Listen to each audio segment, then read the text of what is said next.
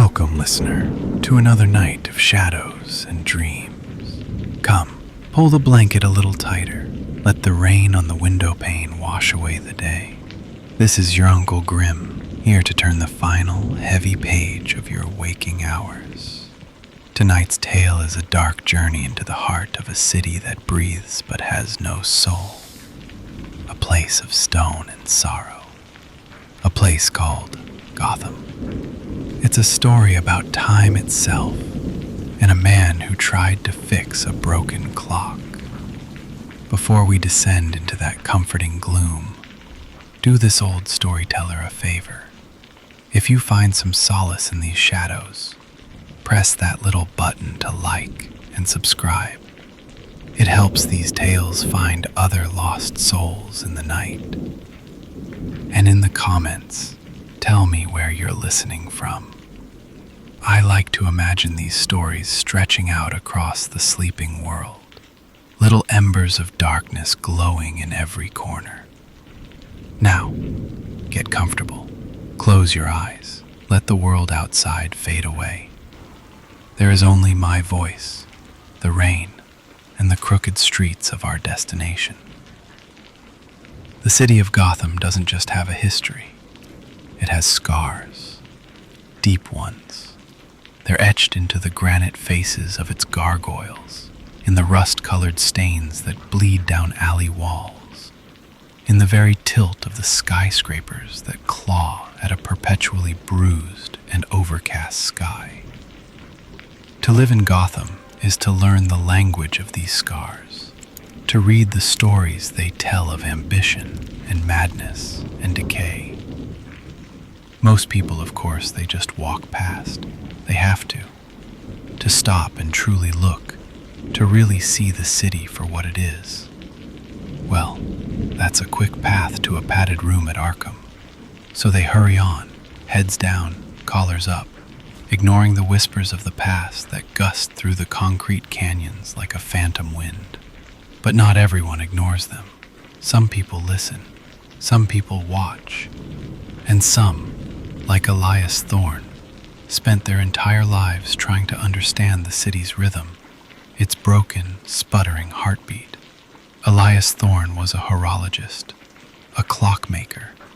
His shop, Thorne in Time, was a relic from another era, squeezed between a neon-lit noodle bar and a pawn shop whose barred windows looked like a jail cell for forgotten dreams.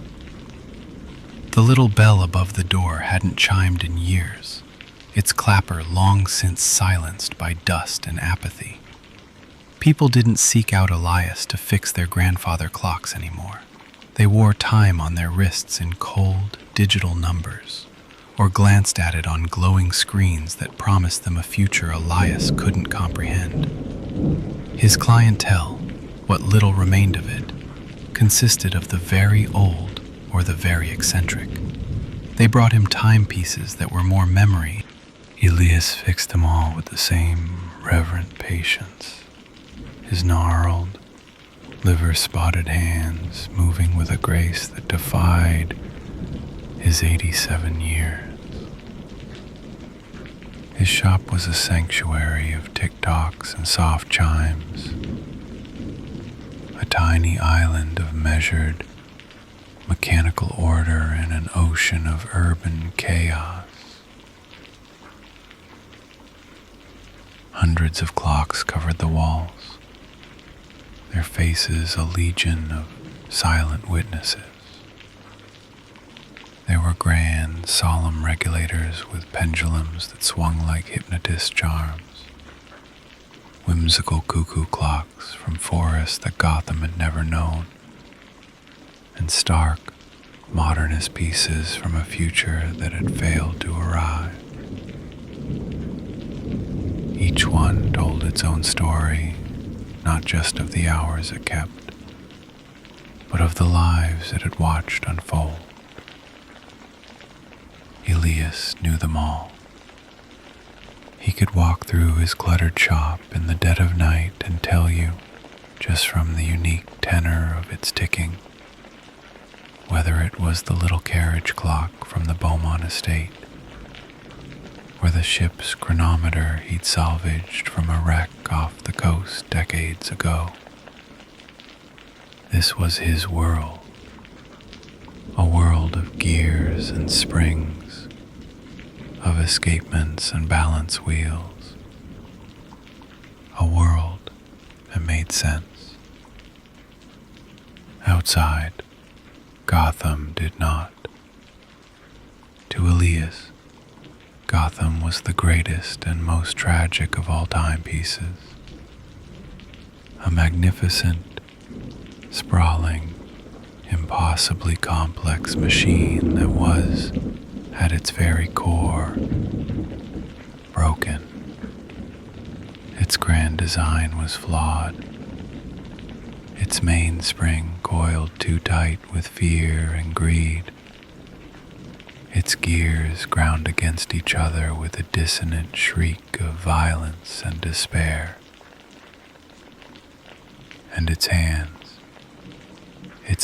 seemed stuck, forever twitching between a tragic past and a terrifying future, never quite able to grasp a peaceful present. He saw it everywhere.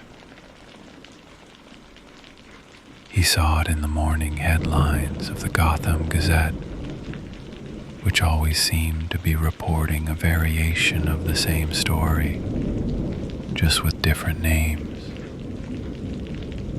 He heard it in the nightly symphony of sirens, a score that never changed its frantic, desperate key. He felt it in the very air, thick with a weariness that had settled deep into the city's bones. The city was running on borrowed time, and Elias Thorne, the man who could mend any clock, could do nothing but watch it unwind. His obsession began, as so many things in Gotham do, with a tragedy. Again, an odd time.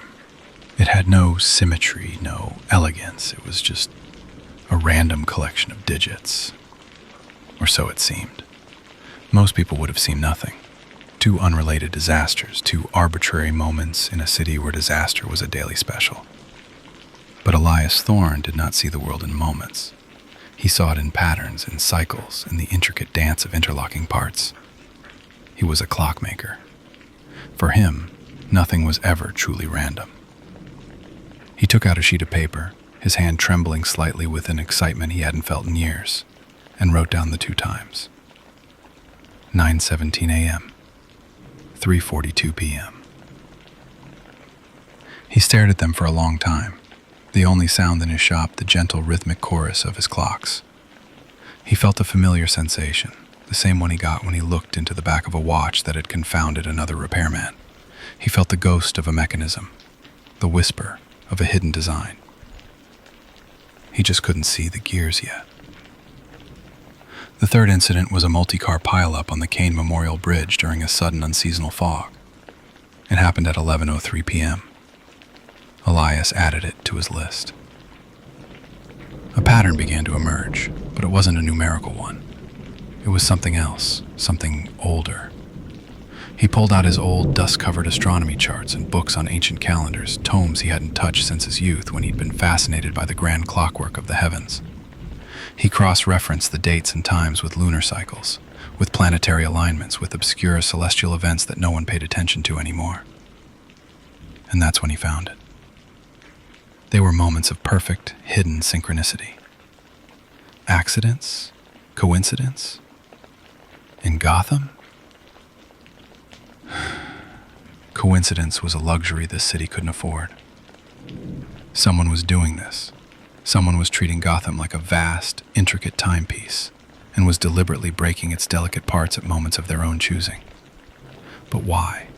What kind of mind would orchestrate such pointless, varied tragedies? It wasn't about money. The targets were too random. It wasn't about raw terror in the way of someone like the Joker. The events were too subtle, too easily dismissed as misfortune. This was something else. It was cold, It was precise. It was intellectual. It was the work of a different kind of monster. By day, he would sit in his shop, polishing a brass casing or replacing a worn-out jewel bearing. The work, a familiar comfort to his hands. But his mind would be elsewhere, sifting through the digital archives of the Gotham Gazette, his old eyes straining against the glow of the monitor. He charted weather patterns, traffic reports, civic schedules. He became a connoisseur of catastrophe, an archivist of accidents. He started to see the city not as a place of people, but as a system of interconnected variables. A traffic light failing in the Narrows could cause a delay that put a specific person on a specific corner at a specific fatal moment. A water main break in old Gotham could weaken a foundation just enough for a later tremor to bring it down. He saw 1,000 fragile chains of cause and effect, and he began to suspect that someone was pulling on them. His nights were spent in his small apartment above the shop, surrounded by his books and charts. The city lights cast a jaundiced glow on the walls, and the distant wail of a siren would often punctuate his thoughts. He felt like he was listening to Gotham's troubled sleep, to its fever dreams of falling girders and screeching tires. He started leaving his window open, letting the sounds of the city become a part of his research. He learned to distinguish the different sirens, the sharp yelp of a police cruiser, the deeper groan of a fire engine, the frantic warble of an ambulance. Each was a tick of the city's broken heart, a sign that another gear had slipped, another spring had snapped. Sometimes, late at night, when the city had finally fallen into a semblance of quiet, he would see a shape move across the rooftops on the other side of the street. It was a fleeting silhouette against the bruised purple of the night sky, a flicker of darkness that was there and then gone. The bat. He never saw him clearly. No one ever did. The creature was more rumor than reality, a ghost story parents told their children to make them behave. But Elias knew he was real. He had seen the aftermath of his work. Criminals webbed to lampposts, a strange, bat-shaped sigil left at the scene of a foiled crime. The city's dark guardian, its own grim escapement mechanism, the part of the clock that controlled the release of tension, preventing the whole thing from flying apart. Elias wondered if the Batman saw the pattern too. Was he out there, in the rain and the cold, piecing together the same impossible puzzle? The moment corresponded to the perihelion of a long-forgotten comet, a dusty ball of ice and rock whose orbit had last brought it close to the sun during the Black Death in Europe. The connection was esoteric, academic, and utterly terrifying. This wasn't just about timing. It was about symbolism. The perpetrator was weaving a tapestry of disaster using threads of history, astronomy, and tragedy. It was a form of communication, a message written in fire and rubble, a message that so far only Elias Thorne could read.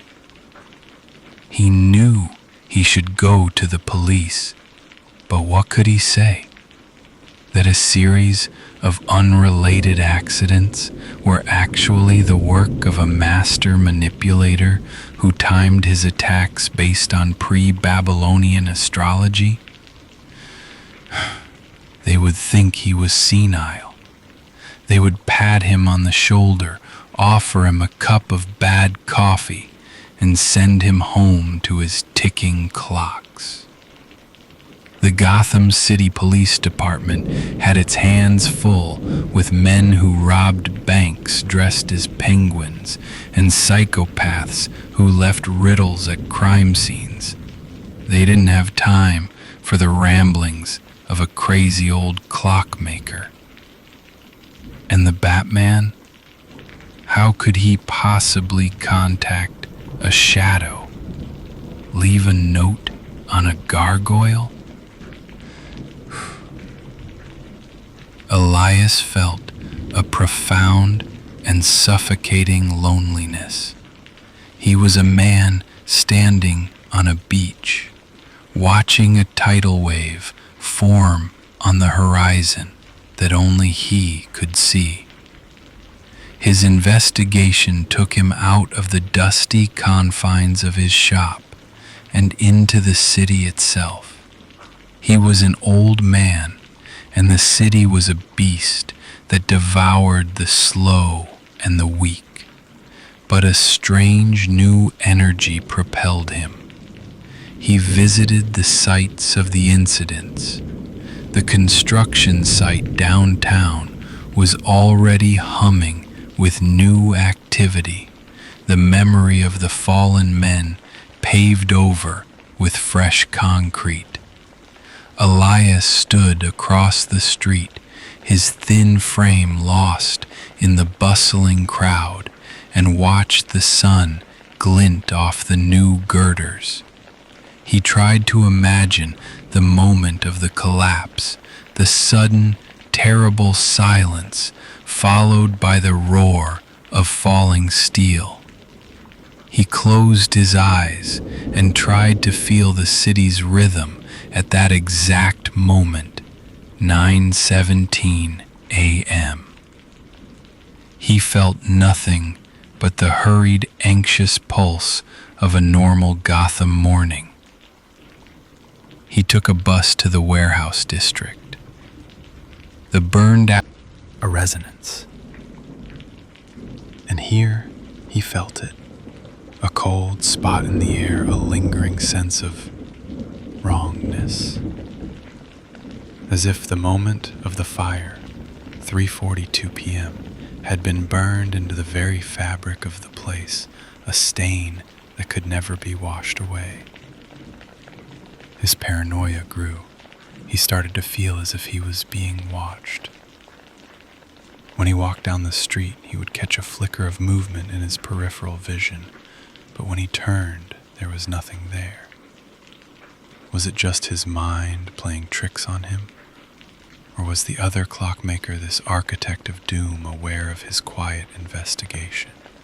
Perhaps they had left the pattern deliberately. A trap for a mind like his, a signature, a challenge. The thought sent a chill down his spine that had nothing to do with the damp Gotham air. He began to double lock the door to his shop, something he hadn't done in 40 years. He would sit in the darkness, surrounded by the comforting tick-tock of his clocks, and listen. He would listen for a footstep on the stairs that didn't belong, for a different rhythm in the night, the ticking of a bomb instead of a clock. His research led him to the Gotham City Archives, a cavernous, marble-halled building that smelled of dust and decaying paper. He spent days hunched over a flickering microfilm reader, scrolling through decades of city planning documents, historical society journals, and forgotten newspapers. He was searching for a person, a name, someone with the unique combination of skills this required: a knowledge of Gotham's history, an expert understanding of astronomy, and a familiarity with the city's complex, often corrupt infrastructure. It was like searching for a single specific gear in a warehouse filled with dismantled machines. The clerks at the archive, accustomed to genealogists and student researchers, began to look at him with a mixture of pity and suspicion as he returned day after day, his requests growing more and more obscure. He searched for records of disgraced astronomers from Gotham University, for disgruntled civil engineers who had been fired from city planning, for historians who had specialized in the city's occult or esoteric past. He found dozens of potential candidates, dozens of lives soured by failure and resentment. Gotham produced such people in abundance. He cross-referenced the names with property records, searching for someone who lived in a location that might provide a vantage point, a place to watch the city, to plan. A clock tower, perhaps? A penthouse apartment? An abandoned observatory? The threads were too many, the possibilities too vast. He was lost in the machine, a tiny cog turning uselessly against the great, indifferent gears of the city's history. One night, the original city layout, the one designed by a visionary but ultimately mad architect named Cyrus Pinckney, was designed around a series of ley lines, points of supposed spiritual or cosmic energy. It had been dismissed as occult nonsense by later city planners who had built over it with their rigid, practical grid. But the old locations were still there, buried under the modern city. A fountain in the center of Robinson Park, the cornerstone of the old Arkham Asylum, the base of the Grand Clock Tower at the GCPD headquarters. Elias's heart began to beat faster. He overlaid the modern city map with Pinckney's esoteric design. Then he plotted the locations of the recent disasters. They all fell on the lines. Every single one. The construction site was on a line connecting the old city gallows to a long demolished asylum. The warehouse fire was at the intersection of two lines, a point Pinckney's notes referred to as the Forge of Misfortune.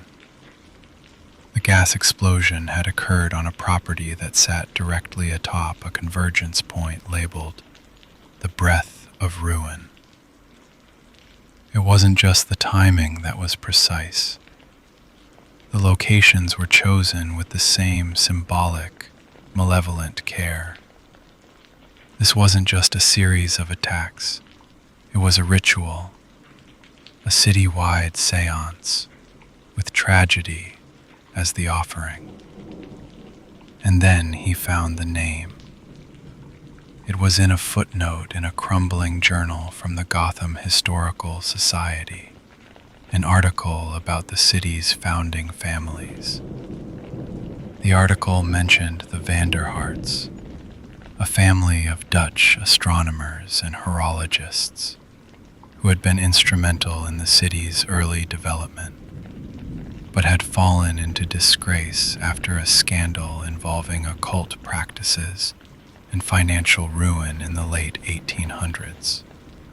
The last known member of the family, a recluse named Julian Vanderhart, had been a brilliant but unstable historian at Gotham University, specializing in the very esoteric city lore that Elias had been studying.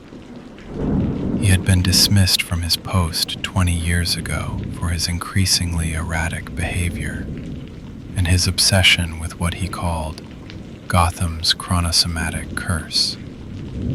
He had claimed that the city was a living organism bound to a cycle of self-destruction, a cycle that could be predicted and perhaps even controlled by someone who understood its secret rhythm. After his dismissal, Julian Vanderhart had simply vanished. Elias felt a cold certainty settle in his gut. he had found his ghost. Looking into the mind of a madness far more terrifying than the chaotic frenzy of the Joker. This was the madness of pure obsessive reason. He had to get a warning to the Batman. The police were useless, but the Dark Knight, he would understand. He operated outside the system, and he understood the city's dark undercurrents. But how? As he sat in the gloom of his apartment, the answer came to him, not in a flash of inspiration, but in a soft, resonant chime from the shop below.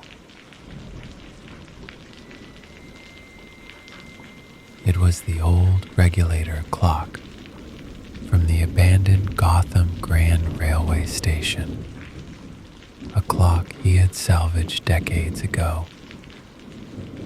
Its chime was unique, a deep, mournful B-flat that had once signaled the departure of midnight trains to Metropolis and beyond. It was a sound that had been silent for 50 years. But the clock tower at the old station was still there, derelict and forgotten, its clock face shattered, its mechanism long since rusted into silence. Or so everyone thought. Elias had, in his youth, been one of the apprentices who had worked on that very clock. He knew its secrets. He knew that the clock was tied into an old pre-electric bell system that connected many of the city's oldest buildings. It was a fail-safe, designed to be used in case of a citywide power failure to signal emergencies. The system had been decommissioned for decades, but Elias wagered that the wires, thick copper shielded in lead, were probably still there, dormant within the city's walls. If he could get the master clock in the railway station working, and if he could get to the terminal box in his own shop's basement, he could send a signal, a specific chime, a sequence that was not random, a message. He didn't know if the Batman would hear it or understand it, but it was the only chance he had. First, he needed to know the horologist's final move. He spent the next 48 hours without sleep, fueled by stale coffee and a growing sense of dread. He pored over Julian Vanderhart's academic papers, a symbol of order, of time being kept and justice being served. To strike there would be an act of supreme symbolic violence. It would be the horologist's masterpiece. But what was the event? An explosion? Elias thought not. It was too crude for a mind like Vanderhart's. It would be something more elegant, more horological. He looked at the tower's schematics, which which he had also found in the archives. The clock was a marvel of Victorian engineering, with a massive bell, the Great Bell of Gotham. What if the plan wasn't to destroy the tower, but to use it, to ring the bell at the stroke of midnight with such force, using a precisely placed explosive charge that the resulting sonic frequency, amplified by the esoteric energy of the ley lines, would shatter the foundations of the surrounding buildings. It was insane. It was brilliant. It was exactly what the horologist would do. Now he had the what, the where, and the when. All he needed was to send the signal. The night before the planned event, a storm rolled into Gotham. It was a true Gotham storm, a biblical deluge of wind and rain that turned the streets into black rushing rivers. The sky was a churning mess of bruised clouds, lit intermittently by jagged flashes of lightning. It was the perfect cover. Dressed in an old sailor's slicker, Elias slipped out of his shop and made his way towards the abandoned railway station. The journey was arduous. The wind tore at him, and the rain soaked him to the bone. But he pressed on, a frail, determined ghost in the tempest. The grand railway station was a colossal ruin, a cathedral dedicated to a forgotten god of travel. Its great hall was home to pigeons and vagrants, its marble floors cracked and grimy. Elias ignored them and headed for the maintenance stairs that led up to the clock tower. The climb was hellish.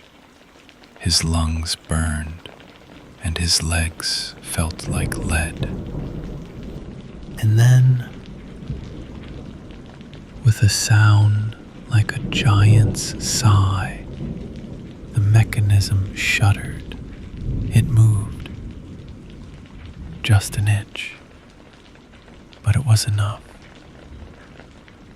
He worked frantically, pushing the gear train forward, click by painful click. He wasn't trying to restart the clock, just to advance it to the point where he could trip the hammer for the bell chime.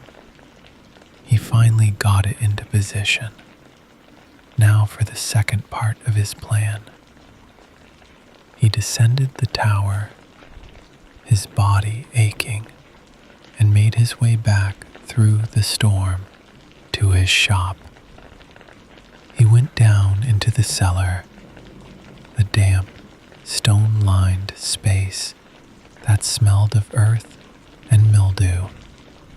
In the far corner, behind a stack of old clock casings, was a rusted iron box, the terminal for the old civic bell system. He pried it open. Inside was a tangle of thick, cloth-wrapped wires. Using a wiring diagram he had memorized from his apprentice days, he began to work. His hands, so steady when dealing with the delicate guts of a watch, trembled with cold and exhaustion. He had to isolate the line from the railway station and connect it to a simple, battery-powered signal generator he had built. He was creating a circuit that would send a small electrical pulse to the bell hammer mechanism in the railway tower. It wouldn't be enough to make the bell ring out across the city, but it would be enough to make the hammer strike the bell, to make a sound that someone with sufficiently sensitive hearing, someone listening to the city from the rooftops, might just be able to detect. He chose his signal carefully. It was an old watchmaker's code for a broken mainspring, the heart of the machine. ... dash ... A call for help, a warning. He finished the connections just as the first light of dawn began to gray the eastern sky. He had done all he could. Now all he could do was wait and pray that the city's dark guardian was listening. The day was interminable. Elias sat in his shop, the door locked, the curtains drawn. The city outside was a muted roar.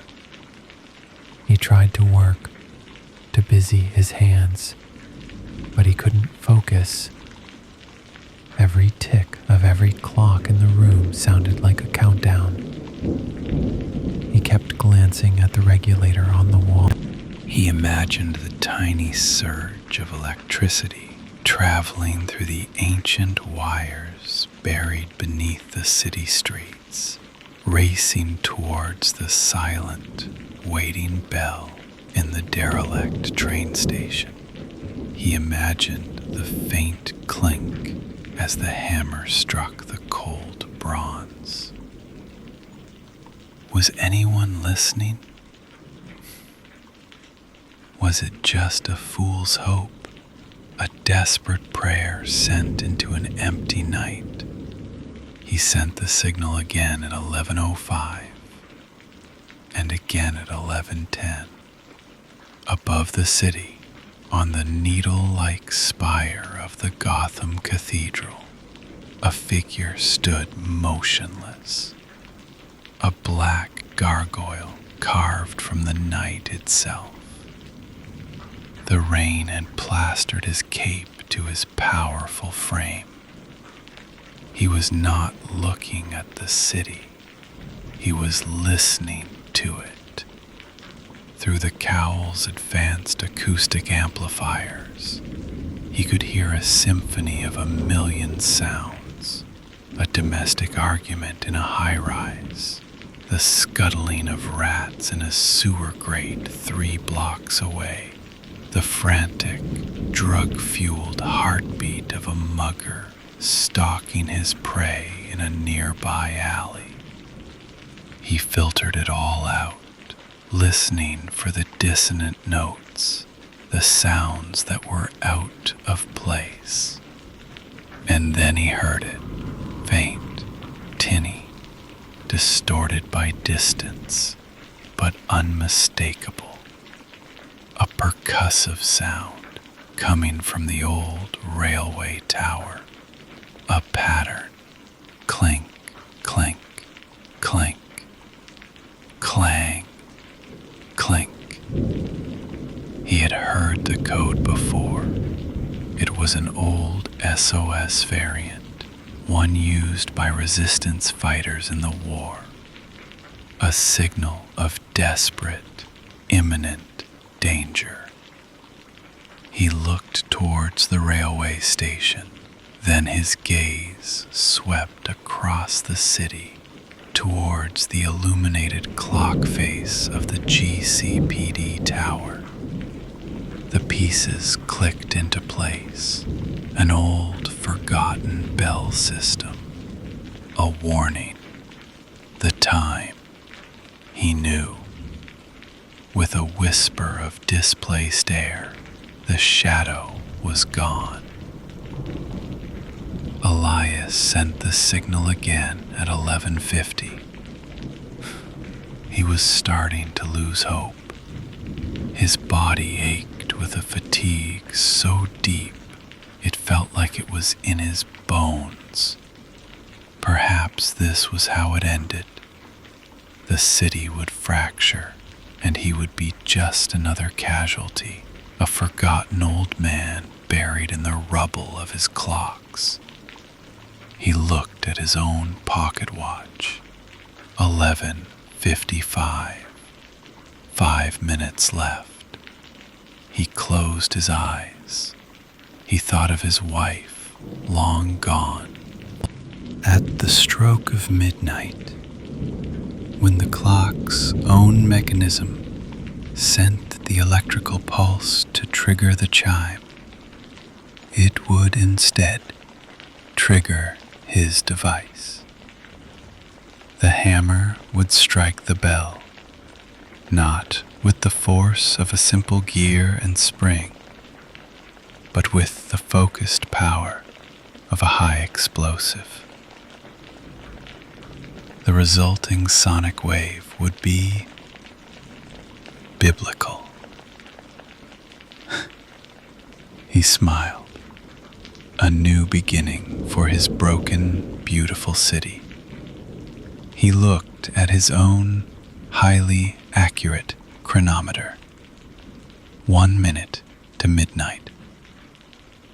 Down below, on the rain-slicked street across from the police headquarters, Elias Thorne stood huddled in a doorway, watching the giant clock face. He didn't know why he had come. To witness the end, perhaps. To see if his desperate signal had been in vain.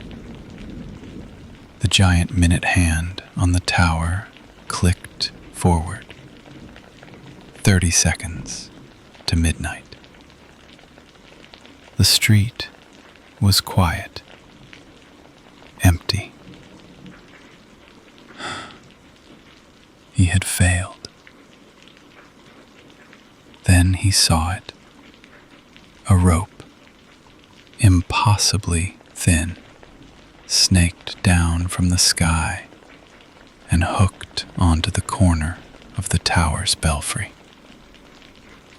A second later, a black shape ascended the rope with inhuman speed and grace, disappearing into the darkness of the belfry. Elias's heart leaped into his throat. He had been heard. Inside the belfry, Vanderhart turned, startled by the sudden cold draft. Batman stood before him, a terrifying apparition of black and gray.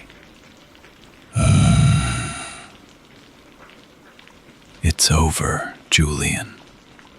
His voice was a low growl, like shifting gravel. Vanderhart just laughed, a high, unhinged sound. "Over, my dear creature. It's just beginning. You cannot stop the clock. You cannot stop destiny." The clock's internal mechanism whirred, the final gears locking into place for the midnight chime. 10 seconds. Elias, on the street below, could not see the fight. He could only see the result. 2 shadows, one large and broad, one thin and wiry, became tangled in a frantic, silent dance behind the illuminated clock face. The numbers of the clock. Elias Thorne walked home through the quiet streets. The adrenaline had faded, leaving behind a profound weariness. He got back to his shop, the comforting chorus of his clocks welcoming him home. He looked around at the hundreds of faces, each telling its own time, each running on its own perfect, internal logic. He had been wrong. Gotham wasn't a single broken clock. It was a million different clocks, all ticking at their own speed, all telling their own stories. And his job was not to fix the city, but simply to mind his own small corner of it, to keep his own clocks running as best he could. He sat down in his favorite worn armchair, and for the first time in a very long time, surrounded by the gentle, steady ticking of the timepieces he so loved, Elias Thorne fell into a deep and dreamless sleep. And so the clockmaker rests. He learned a valuable lesson that night, one that Gotham teaches all its children eventually. You cannot control time. You cannot fix the past or command the future. You can only tend to the present, this one single tick of the clock, and hope it's enough. The city's great, broken heart will keep on beating its chaotic rhythm, and its dark guardian will keep his lonely vigil on the rooftops. And somewhere, another soul will look out their window and see a pattern in the madness, and the tale will begin all over again. Such is the way of things in the city of perpetual twilight. Thank you for spending this time with me, my friend. I hope this story has brought you a little closer to the peaceful dark. Sleep well. And remember, even in the deepest night, there is always another story waiting to be told. Good night.